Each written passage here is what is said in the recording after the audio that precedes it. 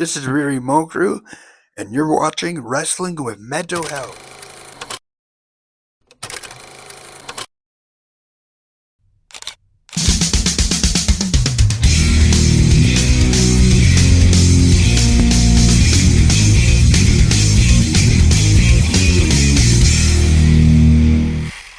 So I'm sitting here with my main man, Mr. Gunnar Lang.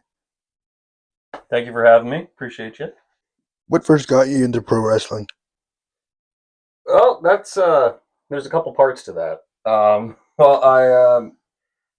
I grew up in a very sheltered household. We weren't allowed to watch a whole lot of violent things. Power Rangers were off the table. Wrestling was way the hell off the table and across the floor. But every once in a while, we would go to my grandparents' place when we were young, and they'd babysit us. And my older brother would sneak into the spare bedroom and throw on like Monday Night Raw or Friday Night SmackDown. This is going like back, I think, 2004 onward. And every now and then I'd kind of like, oh, go see what's Big Brother doing, and then watching WWE. And I my first impression of it was when I snuck in there, and he was watching an episode of SmackDown, I'm pretty sure, and it was during the feud, the build up for Undertaker versus Randy Orton at WrestleMania. And it was the segment where Orton's there with his dad, Undertaker's in the coffin, and then his hand shoots up and choke slams him and stuff. That was my first like impression of anything wrestling whatsoever. Right. And then fast forward about 4 years or so, I think it's like 2008. Same deal. He's in the spare bedroom. I snuck in for a little bit longer this time, and it was during. It was definitely SmackDown. It was Rey Mysterio defending the Intercontinental Championship against Chris Jericho, and it was the one where the finish was as Chris is set up for the 619, and Ray goes for it. Y2J grabs the mask right off him, rolls him up. So what that told me about wrestling was that there are clear villains, there are clear heroes, and that really resonated with my inner geek because I'm such a huge nerd, love comic books, and it showed me that wrestling is just one big giant live action comic book. It's all And psychology. exactly, for right from the beginning. I mean, my first impressions were really psychology heavy, and I didn't realize that until much later. But I watched it periodically here and there, but not consistently until about say 2009, 2010. I was a little bit of a late bloomer. My friends and I that I'd met in high school, we would go over to their place and watch Royal Rumble and all the pay-per-views following that, and I just followed it from there until just after high school, and I was on a road trip to Alberta with my folks, and my buddy had lent me some of his WrestleMania DVDs that I could watch on the road because we drove there like freaking idiots. And to keep me entertained, watch WrestleMania, and I think it was I can't remember if it was 22 or 21, but one of the main events was Kurt Angle versus Eddie Guerrero, and I think that was the match that finally like bit me with the bug. Like, I think I really want to try this out. I really want to do this. So I ended up going through college, finished my college, got my early childhood education diploma, and then I hit up Rip Impact at the HPW Academy, and from there, rest was history. So you're an ECE. Yeah. What made you want to go down that road? That's also a little funny. So I was not a very studious kid. like, not high grades whatsoever. Like a B on my report card was a happy moment for my parents. Yeah.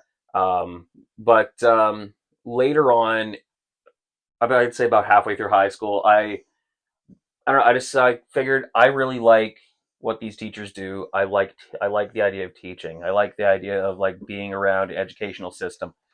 So my original plan was to work up the credits in high school to get into at least a ECE program because I didn't have the grades to go directly into teachers college. But I could muster up the grades to get into ECE, use that as a bridging program to get to teachers college. But while I was in ECE around the first semester, I just ended up really falling in love with the program and the field as a whole. So I just ended up sticking with it, and I was like, I don't know, 10 plus years ago now. Oh wow, Yeah, that's good. yeah. It's rewarding. It's very different from my weekend job. Very polar opposite. Yeah, my sister teaches English in Taiwan. Oh, really? Yeah, That's awesome. she wants to come back and get her ECE or Absolutely. whatever, and be able to teach over here That's and awesome. translate the knowledge. That's great. Yeah. That's really noble. Who were your earliest wrestling inspirations growing up? Oh man. So it comes down to a few, I think. Like every kid watching wrestling, Rey Mysterio is a big standout, obviously. Shawn Michaels, who's in like kind of like he was kind of like in the tail end of his career when I really got heavy into it in about 2009, 2010. He was going into that rematch at WrestleMania with The Undertaker and John Cena. I've been a John Cena mark ever since I started watching religiously. Was there a specific match or wrestler that made it click for you? I think that definitely goes back to the Eddie Guerrero versus Kurt Angle match. Yeah. I mean, like on paper, that's a fantastic match anyway. Two extremely beyond talented, as an understatement, like together on the grandest stage. But just the way the match flowed and the craftiness of Eddie Guerrero, that really made you go, "Oh, that's clever!" Like the when right in the end when Kurt Angle's going to lock in that the ankle lock, but Guerrero had loosened up his laces, Yeah. slipped right out, and then went into the finish shortly thereafter. It was I was like, oh my god, this looks really clever. I think I really want to try something like that. Obviously, I am no Eddie, no Kurt, but that's definitely I'd say like a very light bulb moment for me in terms of like deciding to be a wrestler. Did you always see yourself as a wrestler, or did you try other sports? Actually, I'm not. I'm not very athletic at all. Um, I I pretty much bombed every sport I ever tried as a kid. I sucked at soccer. I couldn't shoot a ball to save my life, and I would like to have tried baseball, but like just because like the baseball bat's kind of like a sword, and Yeah. like I'm an anime nerd too, so I was like, yeah, that's cool, but I couldn't hit the ball to save my life. I mean, I played on the badminton team in high school a little bit, but besides that, not one bit of me is athletic. My wife is more athletic than I am. She played rugby in high school, Oh yeah. and yeah, that was the only athletic thing I've ever done is wrestle. Besides those, How did your family react when you said you wanted to pursue wrestling? that's that one's actually a really good fun question because my mom she grew up a wrestling fan in like the heyday, like she loved Hillbilly Jim and Macho Man and Jim Duggan. But because my dad was very anti wrestling, extremely anti wrestling. He hated it. Never enjoyed it. So like he tried to shelter us from it, and then like I mentioned, and when I had told them about like how I wanted to pursue this as like like a side gig or like as a passion. My mom I don't know. My mom was a mom. She was like, "Oh, that's cool, but don't get hurt." My dad, I was very apprehensive about telling because of how he felt about it. But this is an example I usually use as to why my I believe my dad was such a good parent because my dad always wholeheartedly supported my decision to pursue pro wrestling, even despite how he felt about it. He loved me and the fact that I had a passion for it more than he disliked it. So he's always been, him and my mom have always been two of my absolute biggest cheerleaders. Extremely supportive. They come to as many shows as they can. They're there when I debuted, and now anytime I come out to a show near them, they're always out. Whether I'm on like the good side or bad side of the line, they don't care. They love that I'm pursuing a passion. I met your mom at one of the shows not recently, but Sorry to hear a that. while ago. No, no, she added me up because I was posting so much match footage. Oh, right on. Yeah, she is. She's definitely the biggest cheerleader in the crowd at any show of mine she attends. Like I said, whether or not I'm a good guy or bad guy. and she's a really I'd say easy fan. If we're in the back and we're trying to figure out, how to get these guys going, like if it's a rough crowd to get going, maybe they're not quite feeling it yet. I'm like, find the lady with the purple cowboy hat, pick on her. She will bite.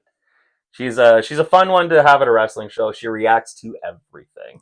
Yeah, life of the party. Absolutely. She tells me about a story about how she almost got kicked out of the arena in Toronto decades ago when she went to the matches, and because she threw a pop can at Ric Flair. I don't think she hit him. She doesn't have great aim, unless it's like throwing like a wooden spoon or whatever at a young me. Yeah, But otherwise, pop can at Ric Flair. So she's a very reactive fan. Very fun to have. that's pretty cool. Where did you train?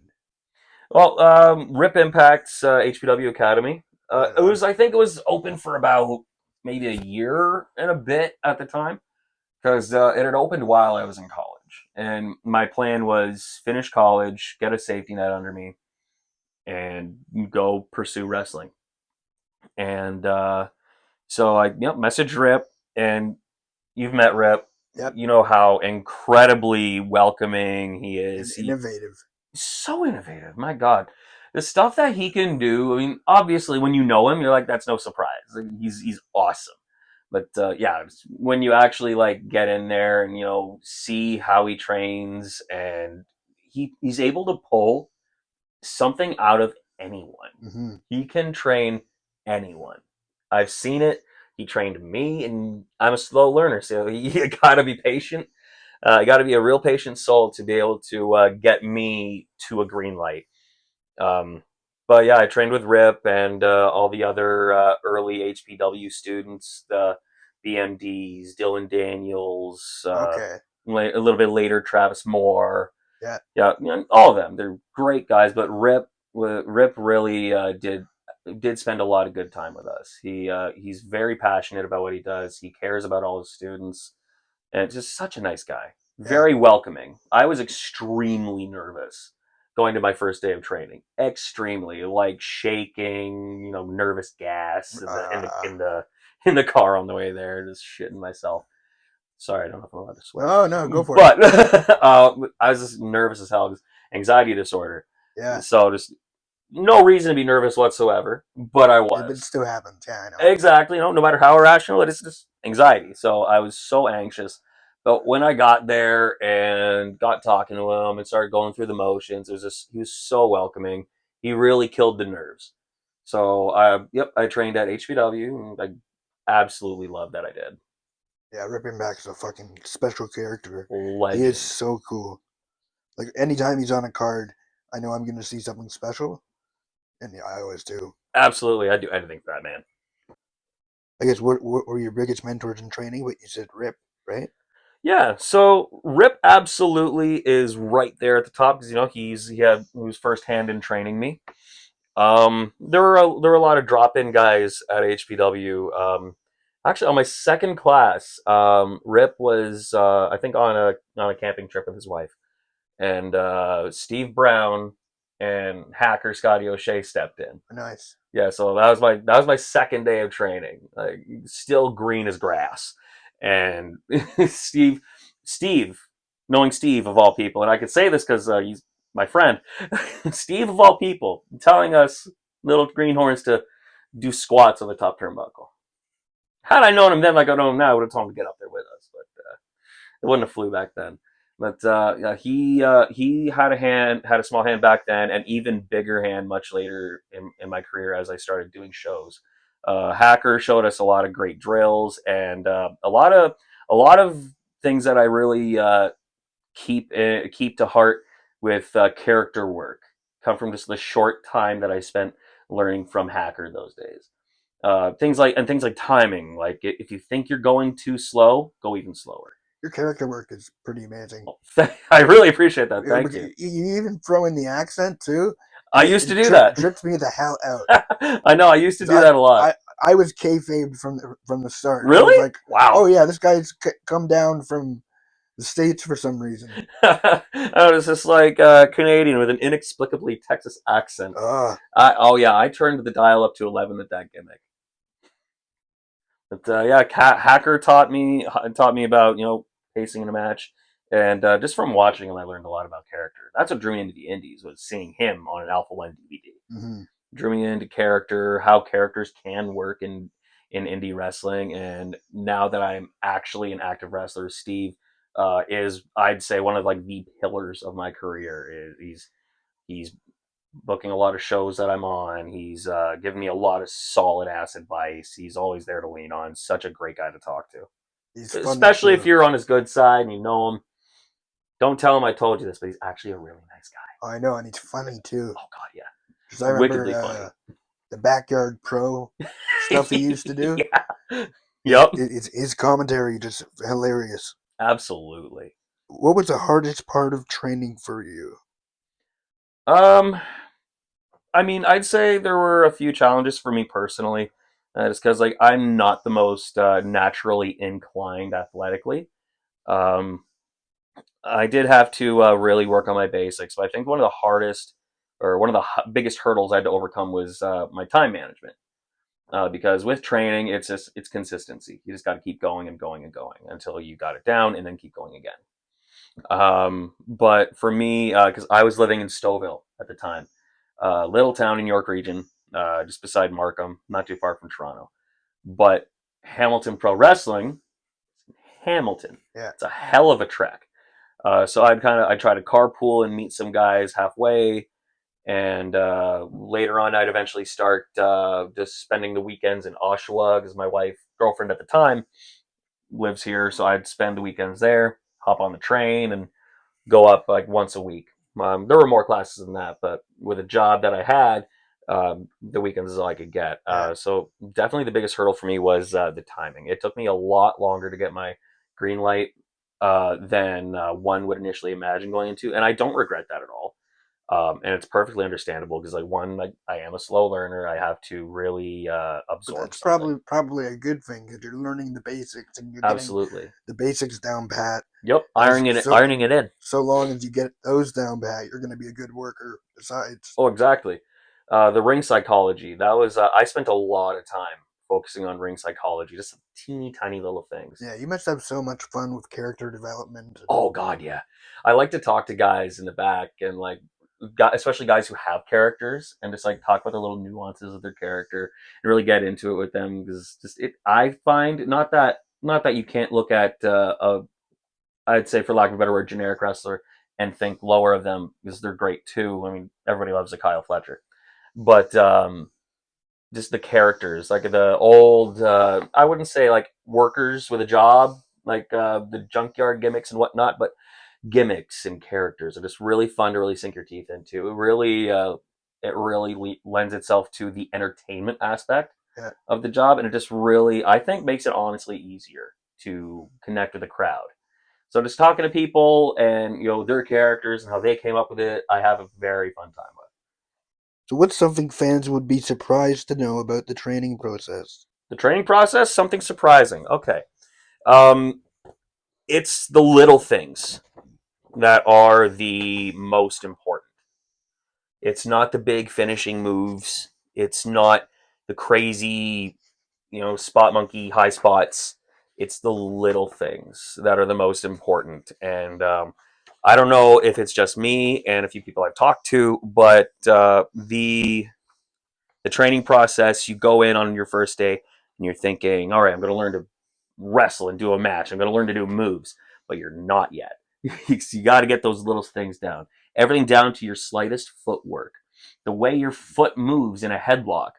Such tiny little details that you would never think to look for. But as a professional, you do have to. Yeah. That you do.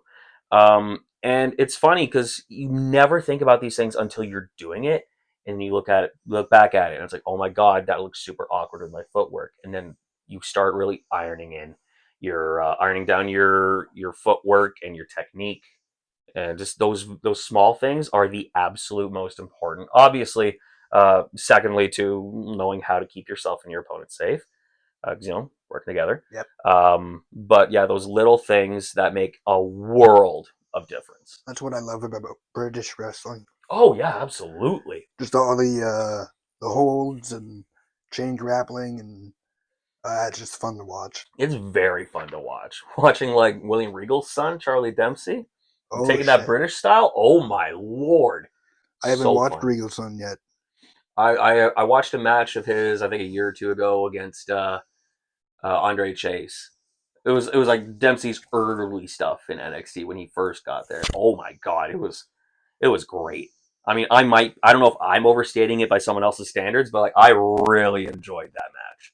So how long did it take before you felt ready for your first match? Let's see. I still don't know if I was. Perfect. I still don't know if I am. But my first appearance was in Courage Pro Wrestling Rumble in 2019. My friend Jeff Smith, very one might say controversial figure in the Ontario indie scene. Uh, Everybody knows he's an acquired taste, but if he's your friend, he's your loyal friend for life, and you gotta love him. But he advocated a lot for me to get an opportunity there, and between him and them and getting Rip's blessing, I was able to get a small spot in the Rumble. It was very fun. Um, it's when I debuted, the accent, and I was wearing denim head to toe. Yeah. So it was, I really leaned into it. And it was with Jeff Black. Like it was just me and Jeff Black alone for a minute and a half. He was also a great guy to learn from. It's like, and whether you're training with him or just wrestling with him, Yeah. great guy to learn from. But yeah, that was my first experience, and I don't know if I was ready. I know I was again anxious, like the same nerves that I had on day one of training a couple of years before that, but like dialed up to 11. So the breathing techniques and the meds really help, and having a good support system of friends in the back already really really helped. I don't know if well, I would say if Rip thought I was ready, then I was ready.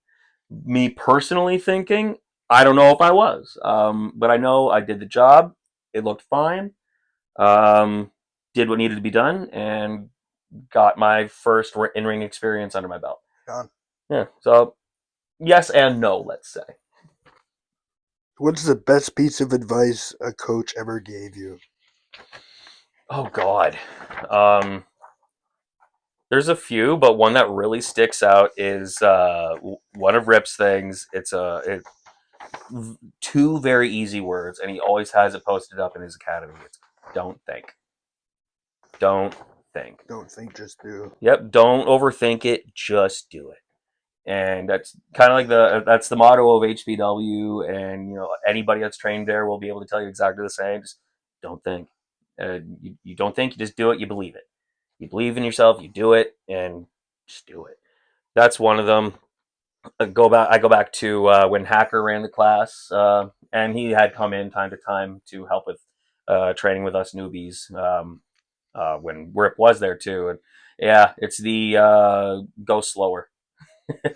When it comes to timing, if you think you're taking too long, go slower. Yeah. That's a really big piece for me. How would you describe your character in your own words? I feel like the way I often portray my character is in a very true to self kind of light. So when it comes to characters, like I mentioned before, my first impression of indie wrestling was Alpha One. I borrowed an Alpha One King of Hearts DVD. I think it was like from 2012, 2013 maybe. Yeah. It was Hacker, Del Bruno, and BJ Whitmore. I think it was in the main event, and just watching all the characters there. Um, and I got to watching Ethan Page, who owns Alpha One, Yeah. started Alpha One, obvious legend in the area, Yeah. and soon to be on the world stage as well. But He already is, right? So, exactly, he's a legend in the making. Absolutely. I feel like if you're appearing on like a toy line with John yeah, Cena and Hulk Hogan at the same time, that's pretty cool. you're pretty much made in their eyes. But I like to look at his character work particularly. Mhm. because I found his all ego character so successful because it was him turned up to 11. And that's the best. Exactly. He took those aspects of himself and he just turned it up to 11. And it's when you're playing a character, you absolutely have to believe it to be able to get it over. And that's what he did. He believed wholesale in his character because it was him turned up to 11. So when I brought out the Iron Cowboy character, I always tried to play it as like like my country town roots. What would somebody from there sound like, look like? Like a kind of like a country song on legs. Yeah. Um, try to stay true to myself and my values. Obviously, as a face, I try to really connect with people. So that's like my favorite part of the business is connecting with the fans and especially the kids. With my ECE background, it kind of works hand in hand. Um, so yeah, connecting with the fans um, is my biggest part. Did the gimmick come naturally or did it evolve over time? Yes, on both counts, actually. I think. So like I mentioned with my debut match, the denim head to toe. I've gone through a lot of changes, small changes, as a character, and like to quote Chris Jericho, you got to evolve. Yeah. Who absolutely is the master of evolving in character and staying relevant. Um, I just started with that, like country boy, cowboy turned up to 11 and stuck with that for a little bit. Changed my gear up every now and then to kind of like, just work with how I'm feeling.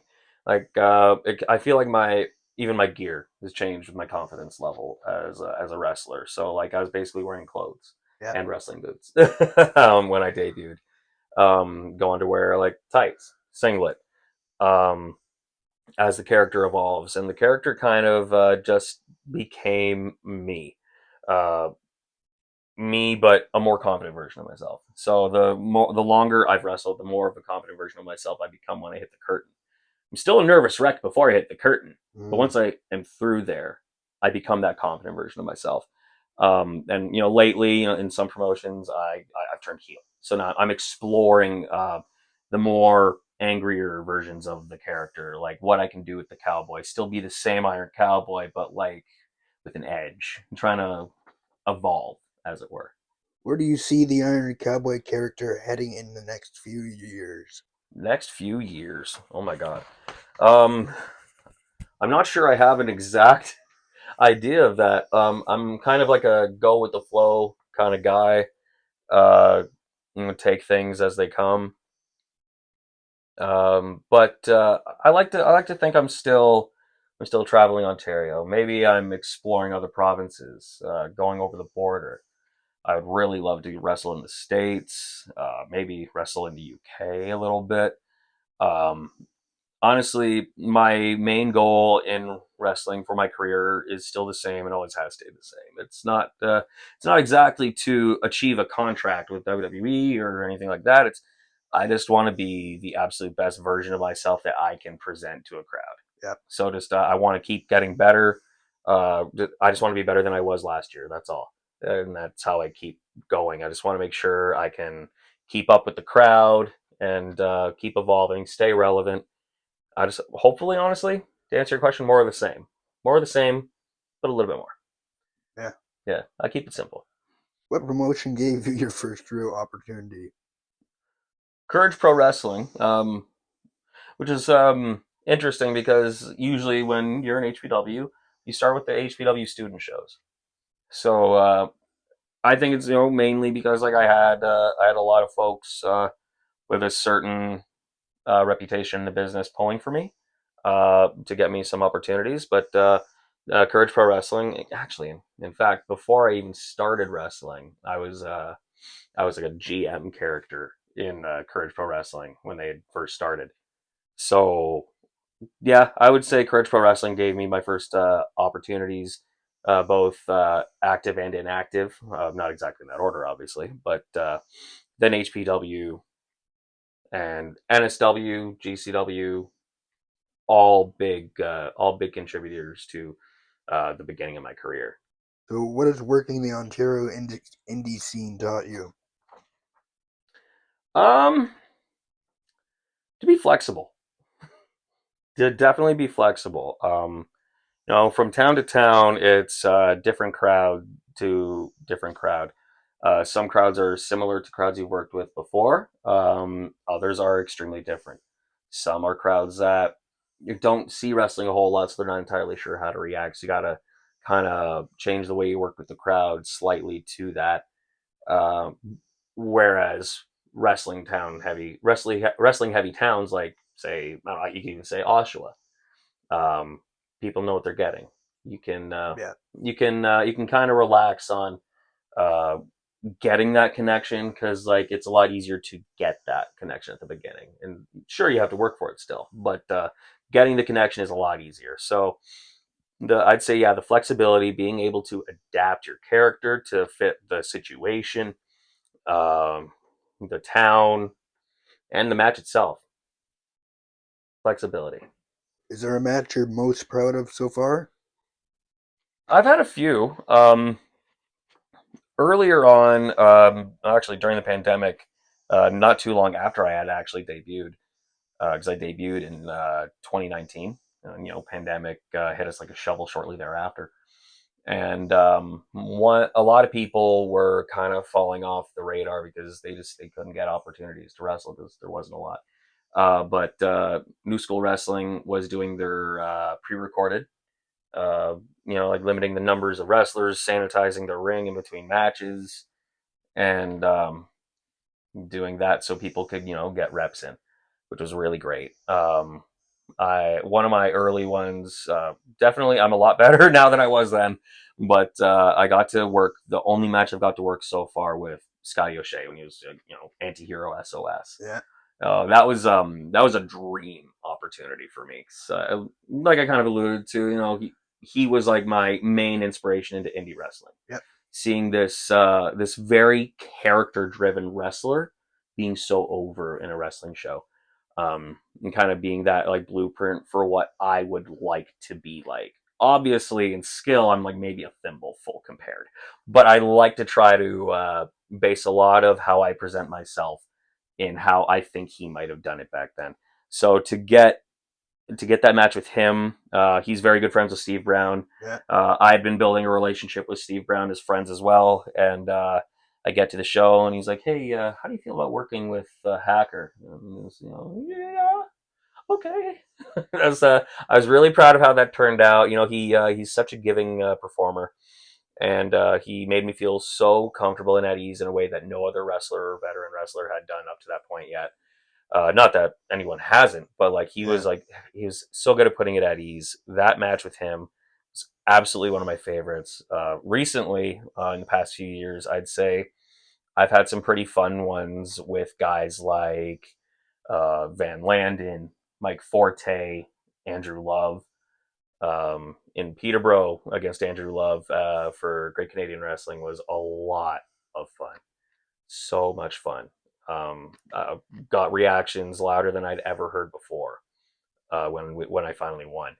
And most recently with Mike Forte, like we had trained pretty much together. He got a head start before me, and he had trained elsewhere, like with Lance Storm prior to that. But Yeah.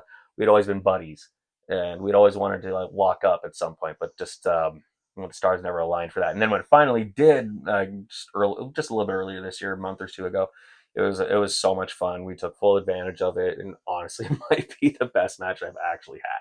That's cool. I'll look for it. Oh yeah, it's in Aurora. It's from Okay. Aurora, Great Canadian Wrestling. One of my earliest works as a bad guy. All So right. it was a lot of fun. So, who's someone on the indie scene you think deserves more attention? Let's see. This might be a little controversial, but I know Andrew Love has a particular rap Yeah. in the indie scene. Personally, I have as his friend. I don't think people really talk as much about it around me because they know I'm his buddy. But I think he needs a little more positive attention. Yeah. He's got it. He's got it, and he has made some choices in the past that a lot of people don't like, whether he understands it or not, or they understand him or not. He's always been an acquired taste. I couldn't stand him when I first met him as a fan, and ended up being one of my best friends in wrestling. But Yeah, I think he deserves a little bit more, a little bit more positive attention. yeah, he makes the city good. Yeah, he's honestly really good. He has such a big heart for the business. He genuinely loves it. Yeah, He cares about what he does. And he's done a lot of growing up, so I think he definitely needs a lot more positive positive attention. But there's so many guys now that are coming up that deserve a lot of attention. I mean, if I could lean into the GCW locker room, there's a bunch of guys in there. But if there's one really big standout to me right now, it's Jurgen Musabeliu. So friggin' good. He's got. I swear to God, he's going to be the Kurt Angle of the Ontario Indies yeah, I think I've heard of him. very soon. I have him on my Instagram. That's why. Yep, he's really good. One of Rip's newer guys. And just even in his rookie years, he's very impressive. How does wrestling impact your mental health, good or bad? That's a loaded one. Honestly, um, it's extremely challenging to me because of my anxiety disorder and my ADHD, which it's not rare in the business. You'll find every other guy, maybe every third guy, has some kind of diagnosis like that, whether they know it or not. We're all in a lot of ways, we're all cut from the same cloth. But Yeah, I'd say it's very challenging. I wouldn't say it affects my mental health poorly, because if it did, I wouldn't be doing it. But it's challenging, and in that vein, I'd say it's affected me in a good way, because it forces me to get out of that comfort zone, to push through my anxiety and really overcome my challenges and obstacles. Because both of those kind of like create both the anxiety and the ADHD. They kind of create this like this like tornado of terrible situations for even putting a match together. And I'm a nervous wreck up until the curtain, and I'm able to when I'm able to overcome it in the ring, it really does a huge boost to my confidence. It's the smallest things, and like I'm sure and like anybody who deals with either of those things know, um, any win you get is so big, no matter mm, how small of a task it is. Whether it's as simple as like taking a shower, brushing your teeth, yeah, that's a big one for people like us. And getting through my irrational fears and nervous emotions to actually go out there and put on the best show I can is definitely one of the biggest hits that I get of like dopamine, good, happy stuff. I'd say it's probably one of the best things for me. that's a It's the one thing that I really do for me at the end of the day. I mean, like throughout the week, I do absolutely as much as I can to be with my wife and my daughter and support my wife and like her goals and stuff.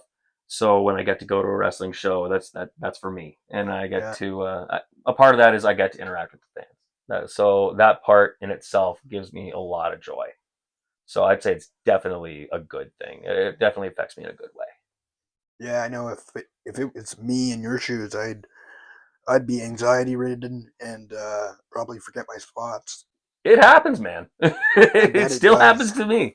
It happens to everybody on every level. It's one of those things. You just kind of work through it, and when you deal with it every day like we do, you kind of learn to get past it in some ways. Have you ever struggled with self doubt in the business? Every single show, Ah, every single show. Um, it's with those things. It's a lot of overthinking. It's a lot of overthinking, and wondering, like, am I good enough? You can't help but compare yourself to the locker room. It's one of the some might say it's one of the best things you could do. Others say it's one of the worst things you can do. To compare yourself to your peers. I try really hard not to. I just try to do the best I can, perform the best to my ability, and live up to only my standards. Um, but yeah, it is easy to compare to other people. You just got to try not to. what's a bad mental health day look like for you? Bad mental health day. Usually it's I forgot to take my meds. The lovely old chill pills. Yeah, Um, if I forget those twice, like I'll forget one day. That's fine. I'll take it tomorrow and get right back on track. I forget it for 2 days. I start to get the tremors, the shakies, the little tinglies in my fingertips, and just the anxiety hits me so much harder than it usually does. So it's like, I got to be really disciplined and try to stay on top of that every day as much as I can. But it's filled with a ton of self doubt. I get, like you mentioned before with the self doubt. I mean, it's I'm able to get through that better with my meds and my techniques. But on a bad mental health day, it's a lot harder to shut those voices up. The "you're not good enoughs" or Yeah. the "you don't deserve to be here's." Really, I take those assumptions that I make to heart, even though nobody said anything, and it really hinders my ability to focus on the match and the crowd and having a good time. And ultimately, when you lose sight of having a good time, that's it. There's Yeah. nothing else. Like if you can't at the very least have a good time with it, there's nothing that you can give it. So it makes that part really hard, and then I spiral. What tools or habits help you stay grounded? Well, talking helps. Talking through what I'm feeling with my closest friends and confidants in the business and outside of the business as well. Um, I have a I have like a mantra that I say to myself every single match before I go out. I'm waiting at the curtain for my music to hit. You're gonna remember everything. You're gonna do great. I repeat that 3 times. I take 3 big breaths. Say it again. Take 3 big breaths. Kiss my wrist tape with my wife and daughter's names and head out there. Just for whatever reason, does that brings me down to calm. The breathing is a big technique in dealing Mental with health. these Yeah. diagnoses. Taking those big breaths really helps, and then giving myself something positive to focus on. So instead of saying like, "Oh my God, what if I forget this spot? What if I fuck this up?" It's no, you're gonna remember everything, and you're gonna do great. So if you do okay, that's okay. If you do forget, at least you tried, and you're filling your head with the positives before you go. Do you think the wrestling industry is improving when it comes to mental health conversations? Inherently, I think so. Just from how much more people have accepted it in general society, it's become a much more accepted topic to talk about in just media Hmm. in society. So I know back in the day, you wouldn't be able to talk about like having anxiety or depression. You'd just be a pussy. Yeah. But nowadays, where a lot of us, a good number of us, maybe most of us, are dealing with it, and we can all kind of bring ourselves to talk to each other about it, and kind of we find we relate, and Yeah. it becomes a lot easier to talk to. I honestly think it depends on the locker room. It depends on the personalities you have in the locker room with you. Some people don't have those diagnoses, and they're really understanding and they're graceful about it with you. Some aren't, and they don't know what you're doing. They don't know what you're going through because they're not going through it. But it's, I think, a lot easier now to talk about it than it used to be. Yeah. And I find a lot of veterans nowadays who are coming up in their early days still wouldn't have been able to talk about those things. Like, I mean, I don't want to age Steve, but the dude's 42, Yeah. I think. He's definitely somewhere slightly north of 40. But back when he started in the early 2000s, you didn't talk about things. Yeah. I mean, I wasn't there, but like that's still it was still a very time where It was uh, stigmatized. exactly the word I was going to use. Yeah, it was a very stigmatized time for mental health diagnoses.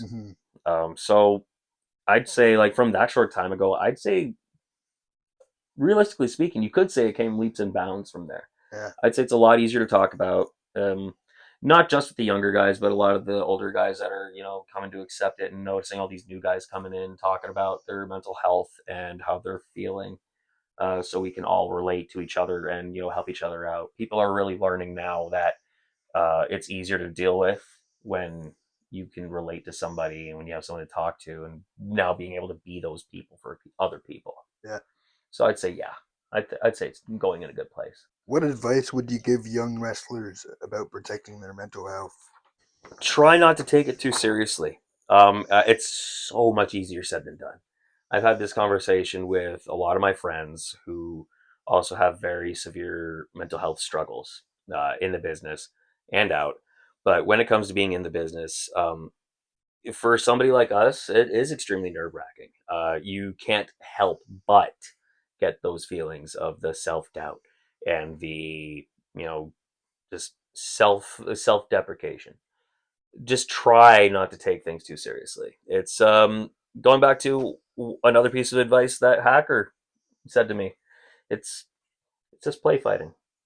We're having fun. If you're not having fun, you're doing it wrong. If you're not looking like an ass, you're doing it wrong. But the bottom line is just try not to take anything too seriously. Focus on yourself and your own growth. Try as hard as you can not to compare yourselves to anybody else. When you're racing against anybody else, you're whether or not you win or lose, you lose. Yeah. Is it's you're focusing on what someone else is doing. If you're focusing so much on what someone else is doing, you're not focusing as much as you should on yourself. And you're gonna So cause a exactly. misstep. Yep, absolutely. So when you are racing against yourself, you're either way you win or lose. Just focus on yourself. Uh, do the best you can. Be a good person. Just put that out in the universe. Be a good person as much as you can. Treat others the way you want to be treated, and don't take shit too seriously. It's play fighting, it's entertainment, and we're having fun. Yeah. And if we're having fun, then the crowd's having fun. So it's simple, way easier said than done, but that's it. Don't take yourself too seriously. Just focus on yourself. So do you see yourself aiming for a major promotion one day?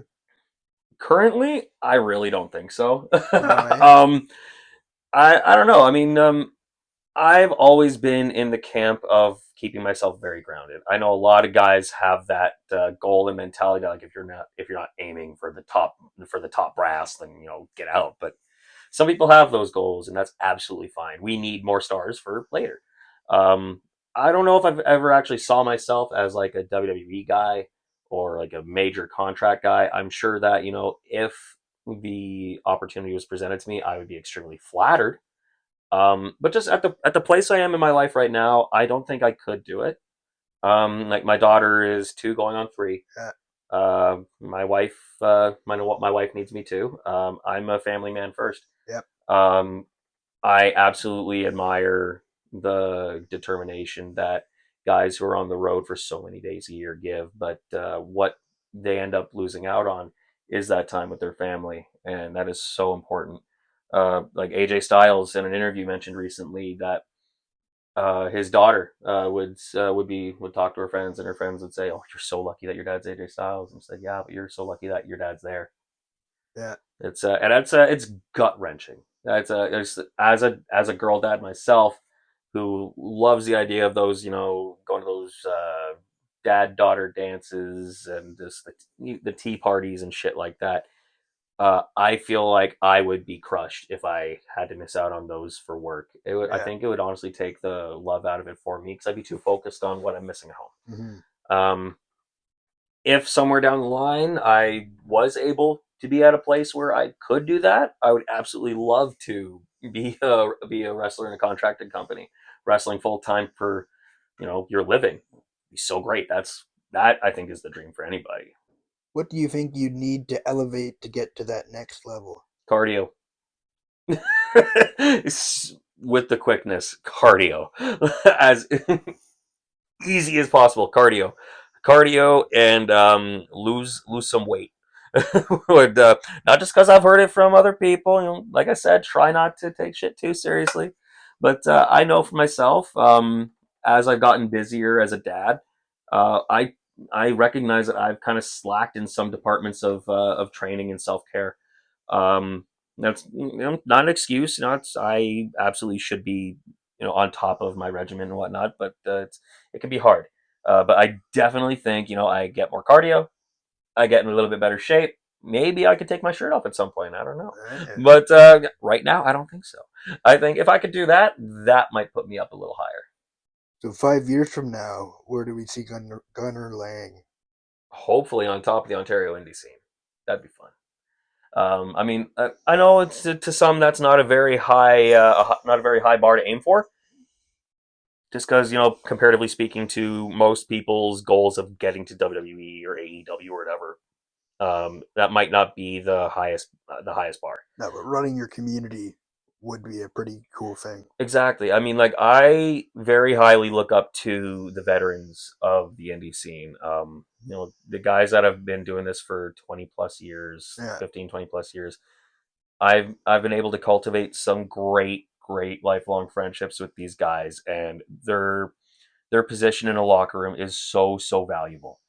At least I know a lot of people think it, but I know at least to me for sure, I extremely value the presence of a good, positive locker room leader to really set the tone for a locker room, make it a positive experience for the new guys and veteran guys alike.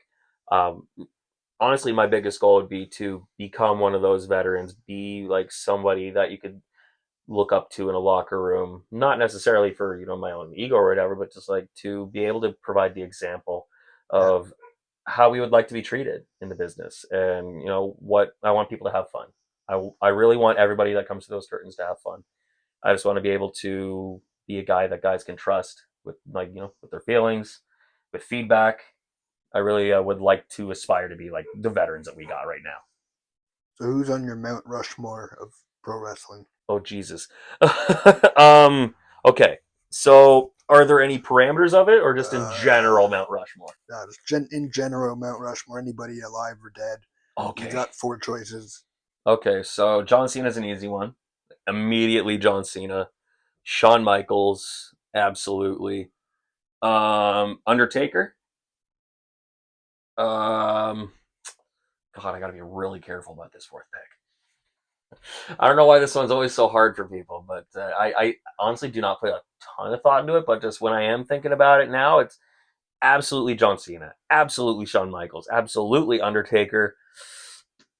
Um, I'd say if we're looking at like people that I like and I found have influenced me, I'd say Dusty Rhodes.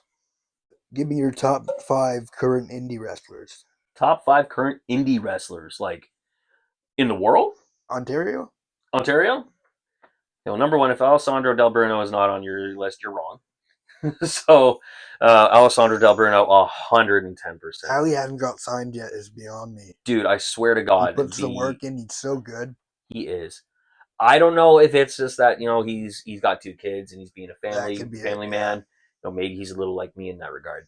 But absolutely, Del Bruno. If he's not on your top 5 in Ontario, you're wrong. Just objectively wrong. Del Bruno. God, there's so many good guys. Let's see. I look at maybe Jax Williams has been getting a lot of good exposure. He is insanely good, He is so good. especially Yeah. for like how I guess relatively early you could say he is in his career. Jax Williams for sure is on the top 5. He can hang with damn near anybody. He pulled a good match out of me. To me, that's a big thing. That's good. Made me have a good match. That's a benchmark. So Del Bruno, Jax Williams. Now I might be a little biased, but Hacker. I know he's not exactly active right now, but Yeah. Hacker Scotty O'Shea. Um, I might be biased to this one too, but Steve Brown. He, he doesn't go as hard as he used to. You get older in the business and you have to slow down a bit. But oh my god, if you look at some of his older stuff, the stuff that he was doing, a guy like that size should not be able to do. But when you see him handle a heckler, like he was so Yeah, good. man. Even like I think that's even bigger than the wrestling in his case. Is like he has such a great mind for the business and he knows his way around a microphone. I think he'd be a great comedian. Dude, yeah, he tries it every Holy GCW shit, show. really? Oh god, yeah. He'll go out there and with a microphone, heckle the crowd for like 10 minutes. We always joke in the back, like, okay, you got 15 minutes. That's 5 minutes of wrestling, 10 minutes of Steve promo. But he can still go after that 10 minutes is up. Time limit be damned. But he tries, and it's often to the displeasure of a lot of the fans because he's playing the heel at the same time. So what he's ultimately doing there is he's just trying to piss off the fans as much as possible. So no matter who the hell comes through that curtain, they're getting a reaction that's better than Steve's. So he's really trying to put over the other guys. He's very generous too with younger talent. So that's four. Oh, God, a fifth. I feel like Rip Impact. Yeah. That's an absolute easy inclusion. Not just because he's my trainer, but like you look at him. He's been around the world. He's been around the world. He's wrestled the absolute best, and he's made a lot of stars. Like Jax Williams, Evans, it's Yeah. very quickly rising star. He made Jax Williams. So yeah, that's my five. I'm locking that in. Right on. I'd probably go like Von Vertigo, Oh God, how dare I uh, forget that? Gabriel Fuerza, because Easily. they're both great together. Oh But yeah, you watch them singularly, they're good as well. they're a great example of like two guys that are amazing in individuals and Hmm. tag action, like experts of each. And then They're great. I can't even think about the next three. That's fair. It'd be like Josh Alexander and Speedball Mike Bailey, but they're already They signed. got contracts now. Yeah, man. How dare I forget to add those guys? God damn, they're good. So, what's your most embarrassing song on your playlist right now? Most embarrassing song on my playlist right now? Do you want to build a snowman? Hey, And okay. that's saying a lot because like I have like the Mamma Mia soundtrack on my playlist, but no, girl dad, Yeah, she's in her Disney princess phase. nice. So I've watched Frozen, I don't know, maybe 2.5 dozen times. Same with Tangled. I do have a guilty pleasure for the playlist of Tangled. It is really good. I just have a soft spot for Mandy Moore. Yeah, But yeah. maybe yeah. Do you want to build a snowman? Well, like I'll throw on my tunes on shuffle, and I'm expecting some like Linkin Park or even Brad Paisley to come on, and I have my wrestling buddies in the back, and I'm driving, so I'm DJ as well. And do you want to build a snowman? I'm so sorry, guys. Don't hate me. Next, Any dream opponent? dream opponent. Well, I already had Antihero SOS.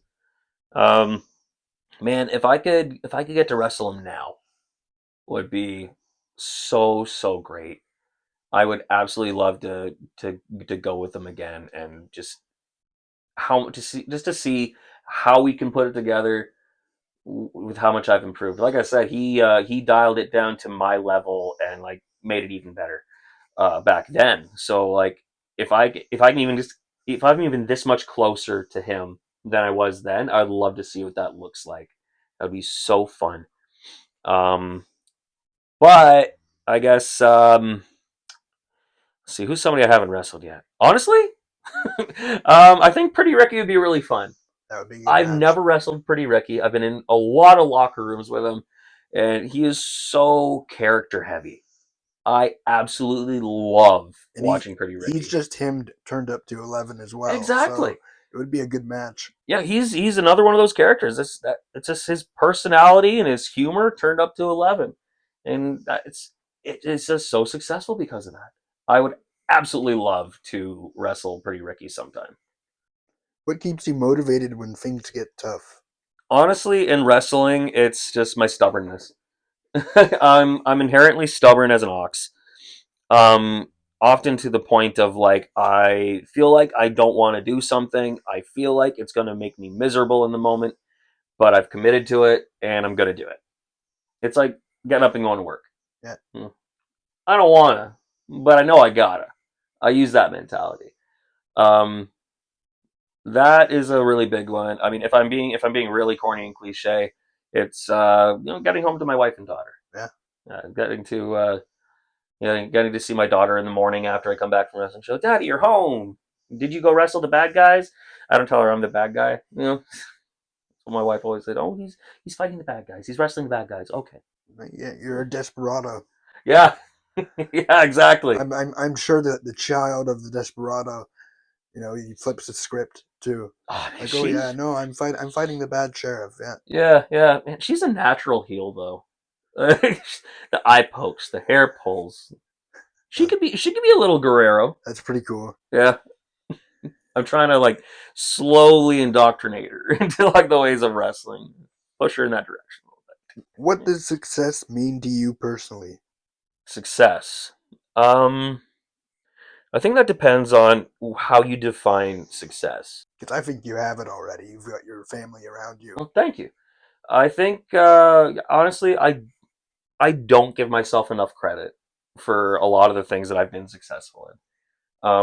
And that comes a lot with the mental health territory, like the self doubt and all that. You tend to get stuck in the now and the problems of right now and how much that's bumming you out right now. But to really pull myself back and see all the things that I've done, like I graduated college uh, before I turned 20. I started an actual career at 20. Um, I I achieved pretty much everything I'd set my mind to up to this point. I mean, I wanted to write a comic book. I wrote a comic book. That's pretty cool. I wanted to go to wrestling school and be a wrestler. I became a wrestler, and I'm doing it. Um, in that sense, I think I've definitely been successful. Of you know what you would personally define as successful. It's Where can corny, but where can we find this comic book? honestly, I don't have any more copies printed, but I made it before my daughter was born. That's cool. I made it before my daughter was born, so I was going back, I'd say 2022. Um, and I was working on more projects, more comics, and then my daughter was born, Ah, okay. and I haven't gotten back to it since. You got the biggest art piece of artwork right in front of you, and Exactly, she's something, man. I go to pick her up from daycare yesterday, and I work at the same daycare that mhm. she goes to. I go to pick her up, and she's washing her hands. I see a lot of blue on her hands. I'm like, okay, so she's been drawing. That's my girl. And then she turns around. She's got paint, not paint, but like just the blue marker smeared, like she just came from the new Predator movie. Like Road Warrior Hawk. Yeah, they're like, I'm so sorry. She just kind of put it on herself. I don't even care. I'm just proud. That's funny. But yeah, I do have an Instagram for it. I haven't touched it in a while. It's Horizon Comics with an X. You can see some of the stuff there that I was working on. Maybe if I can find another copy, I'll hook you up with one. What message do you want to leave to the listeners today? A message to leave with the listeners. Don't stop talking. Talk about what you're passionate about. Talk about what you're feeling. Um, and most importantly, talk about what you love. Put out what you love. Don't put out what you hate. You can. I'm not bashing anybody who has a fuck Trudeau flag on their truck or whatever. But the way I look at that is, you spent money on something. You spent money on something so negative. Obviously, I don't care politically speaking of what way you lean. If you don't like Trudeau, I don't blame you. I might not agree or disagree. I don't blame you. Yeah, I just don't think you gotta put so much energy into promoting hatred. It's just, this world is too fucked up right now to be wasting your energy and your money and your time on shit that you hate. Uh, I forget the exact way Paul Heyman put it, but it's to the effect of, worry about what you love, worry about preaching what you love, not what you hate, or something like that. But find what you're passionate about, what makes you happy, and put everything you've got into that. Talk about how you're feeling with your friends, your family, whoever. Um, Spend all the energy and time you can on the pursuit of happiness. It's corny as hell, but just what the positives are.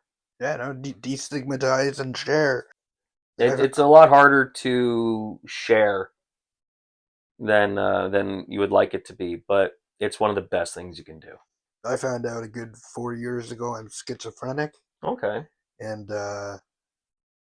how's that been for you? difficult because I at first I heard hallucinations and had hallucinations, and I was psychotic for a good 2 weeks. Oh man, But I was in the psych ward twice, and once they got me on medication, it was fine. Haven't heard anything since. well that's good. Knock on wood. Yeah, Um, but but you're dealing with it best I've you got can. depression as well and major anxiety. So like before you came, I was like itching like, oh. Fucking Gunnar Lang's coming. Oh, As if I'm a big deal. you're a big deal. Thanks. No, I totally get that. I mean, we relate a lot in that regard. Like I was mentioning, like how I'm just a wreck of anxiety before I hit the curtain, and then I'm pretty okay once I get past it. That's But good. no, I totally get that. I'm glad you're doing better with all your mental health, and you're open about it. Yeah. Not a lot of people are open about it, and like we're talking about, people just need to be more open about what's going on with them, and it opens up so many doors Mm-hmm. for just being the best you can be. Ultimately, that's our responsibility. I find with people with mental health diagnoses, I find that's a responsibility of ours, to just focus on yourself and just try to get yourself as well as you want to be. Um, Not to use what we got as a crutch or anything. It's like if we turn it into a crutch, it becomes this huge negative thing. But it's a part of us, so we got to accept ourselves wholly. And to do that, you got to address the good and the bad. Even if Yeah. if the bad is it's a certain disorder. It's no, don't look at it as that. I mean, like, look at people with need to go get kidney dialysis. You got to not do it just because they don't want to. Yeah. No, they'll friggin' die. It's like that's the way I look at being medicated. My younger brother is medicated for anxiety and depression, um, and he had a really hard time accepting it. He was very heavily stigmatizing himself with medication. He didn't want to accept help, that he needed help. There's something wrong with him. Yeah. And I tend to have a hard time with people saying there's something wrong with them. I don't look at it as wrong. It's different. I have that professionally at work too, where you get some people who don't want to accept that maybe their kid has a certain diagnosis. We can't diagnose it. We can Yeah. recognize it, but they look at these diagnoses. Maybe your kid has autism. Yeah. Oh no, there's nothing wrong with my kid. You're right. There absolutely is not. There's nothing wrong with your kid. There's just something different. Everybody's different. We all got different things that we got to work through and deal with, and that's our responsibility as human beings. Is just being our best selves for ourselves and the people we care about. I think. So where can people follow you or support you? Well, you can find me on Facebook, Gunnar Lang. You can find me on Instagram, IC_Gunnar Lang. I think I'm still on X, or is that what they call Twitter now? Yeah, I think so. Yeah. I think I'm still on there. I haven't touched it in years, but you can find me there if you like. If you want to go look at some really out of date like comic videos that haven't been touched in a couple of years, Horizon Comics with an X. Or you could go find Steve Brown's toy hunting channel, When Geeks Collide. You'll see a lot of interaction between me, Steve, and Andrew Love, just being nerds and stuff. If you like that kind of thing, look that up too.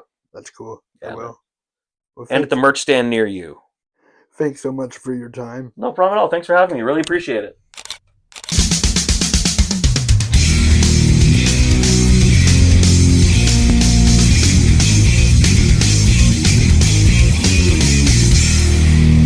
Hey, this is PWE superstar Cody Diener, the king of the schwa. You're listening to Wrestling with Mental Health. I want you to know it's important to take care of your mental health, but it's also important to support professional wrestling, independent professional wrestling, like Pro Wrestling Clips, like my buddy here has. So hey, keep listening, keep taking care of yourself, and keep loving professional wrestling.